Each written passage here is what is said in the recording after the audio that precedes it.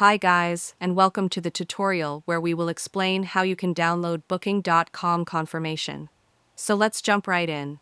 First, head over to the official Booking.com website and make sure you're logged in to your account. Once you're signed in, click on your profile icon at the top right corner of the screen and choose Bookings and Trips from the menu. From there, find the reservation you'd like to download the confirmation for and click on it. This will take you to the detailed view of that specific booking.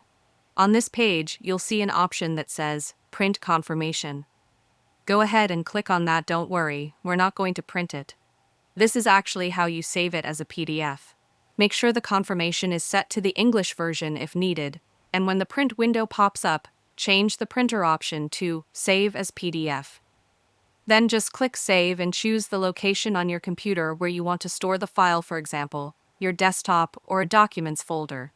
Once that's done, you now have a digital copy of your booking confirmation saved on your device. You can open it anytime, attach it to emails, or even print it later if necessary.